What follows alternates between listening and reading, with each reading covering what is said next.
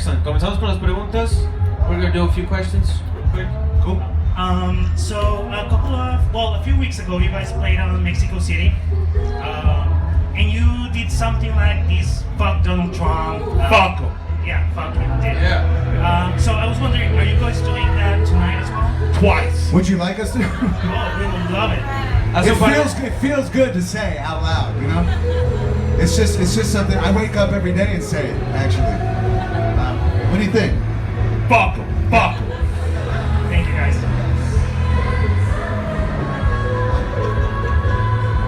Thank you. Good night. Okay, first of all, welcome to Mexico. Thank you. Okay, this is easy. I start to listen here to your music. Where's born this style? How born this style? Dilo en español. ¿Cómo nació? ¿Cómo nació este estilo? Okay, how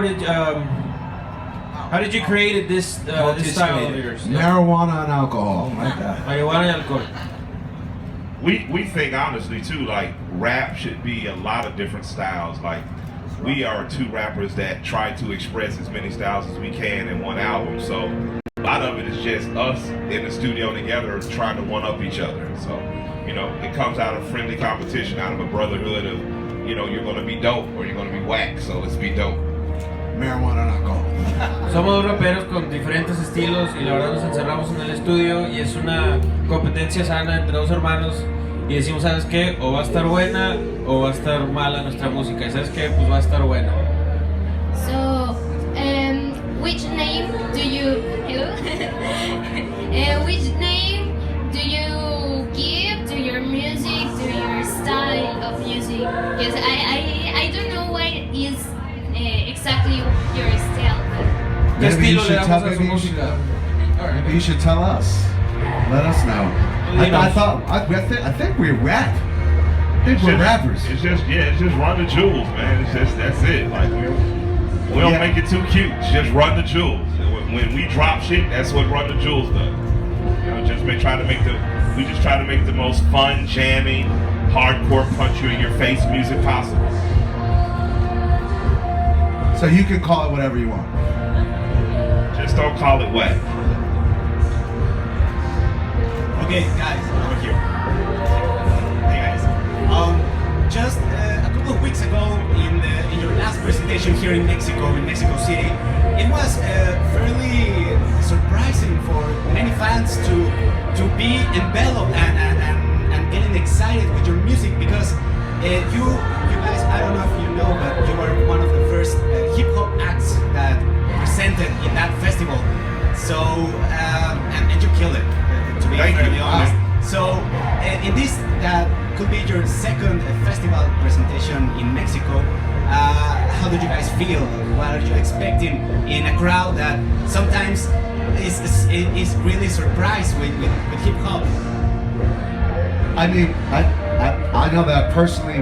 We were very surprised and thrilled and happy to feel the energy that we felt in Mexico City.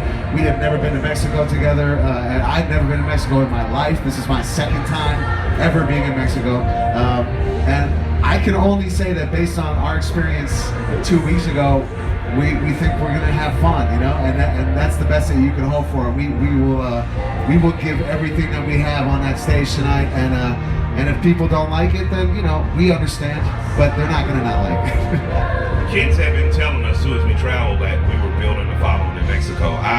You hear that and it's kind of abstract, like, oh, some kids like us in Mexico, but when we came out and those kids were just losing their minds, I really understood what they were saying. So, you know, other kids in other festivals that popped up that told us that, thank you, because we had no idea.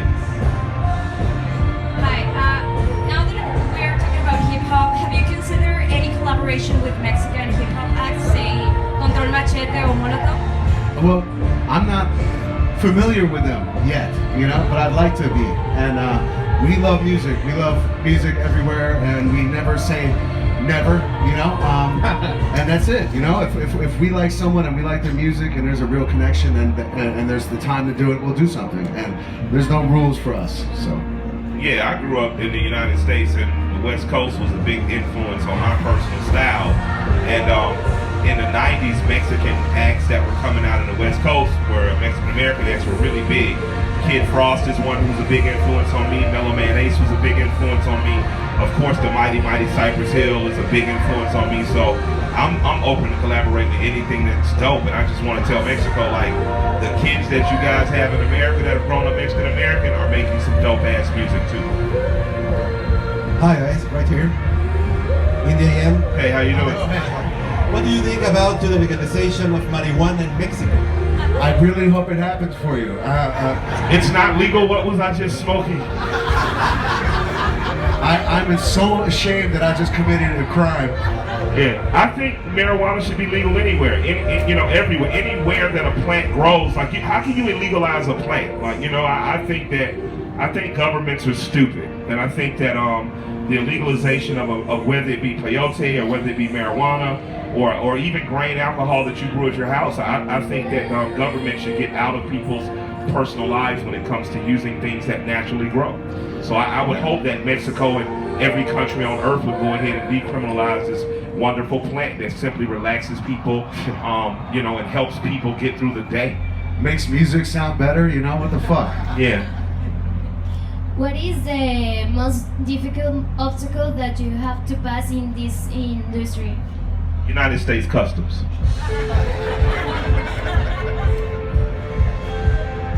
I think the most difficult obstacle that we've had to face is just kind of getting our music directly to people and not playing the traditional games of radio and television. Sometimes, radio will demand, especially where I'm from in Atlanta, it will demand you do a certain kind of song in order to be played, and I'm thankful that we don't have to do that. I'm thankful we just make the music we make, and somehow it connects with people, and they pick it up and they champion it, so we don't have to play the same games.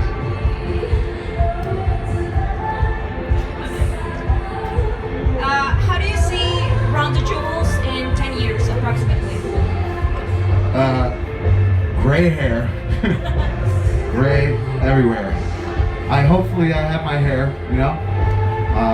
hopefully if everything goes right, then we'll still be rocking, we'll still be doing shows, we'll still be out, we really love what we do, and we feel very grateful to have had this chance to reach so many people, and it's very exciting for us, and we love making music together, and so right now, I really am appreciative of every day that happens. 10 years is a little further than I'm usually willing to look into my future. I'm more worried about the future of our world than I am about the future of Run the Jewels, because Run the Jewels is just fun. The rest of the shit is fucked up. So hopefully in 10 years we'll all be alive and we'll all be enjoying festivals. Yeah, I think we'll be around. Who came up with the idea of opening with the We Are the Champions song by Queen? This guy. Yeah, they're one of my favorite bands. Yeah, that was a breakthrough moment in Run the Jewels history. We had other opening songs before. One of them was Bad to the Bone. Bad to the Bone, yeah. We experimented with a couple, but I feel like We Are the Champions was really the most egotistical possible thing that you could do. Nobody gets it right like Freddie Mercury. Right, so we'll do just one more question. Hay una última pregunta, si la hay. If there is any, no? You can ask Mike anything. That's it, we're good. You people are good. Oh, you got another? I have a lot of questions. Cool. I have a lot of questions. Sorry. How do you start a song? Like, what's your main Marijuana idea? and alcohol. Yeah, but for example, and for a political issue. Marijuana and alcohol. Well, no, what's the question? What's the question? She said, how do we start a song? When it comes to a political issue. Usually he plays a beat, and the beat tells us what to do. And that's the honest to God truth. When we're in, and he puts the beat on, if you walk around and you empty your mind, it usually there's a connection between you and the track, and it just kind of tells you. Like when we did Do Don't Fuck Hope, for instance, which was a song talking about marijuana and how unfairly you treat it. Or when we do Early, it just simply starts as a narrative. You start and the beat kind of tells you and leads you along. So we can't take all the credit for. We have these bright ideas, and the beats tell you what to do. And he's the magic man behind the board that creates the beautiful music. But you know, thank you, and you're right, of course. But we're just alive. We're humans. We're men. You know, the song, the feeling in the room, because we make our music together, will dictate whether or not it's time for a joke or it's time to say something that means something as a human. And we use all of those things at our disposal, all of those human things that we have, comedy, you know, fear, sadness, joy, and we listen to ourselves, and we have no conflict about doing any of that. We'll say the stupidest thing you've ever heard in your life, but we'll also say something that really means something to us as people, and we pay attention, and it affects us as men, and the state of the world. So it really, like you said, it's really about our connection and what happens at the moment, and we've been lucky enough to be able to read each other and have a really good, creative, you know, relationship. So. Great. Thank you guys. Thank you for being here. Thank you all very much. Gracias.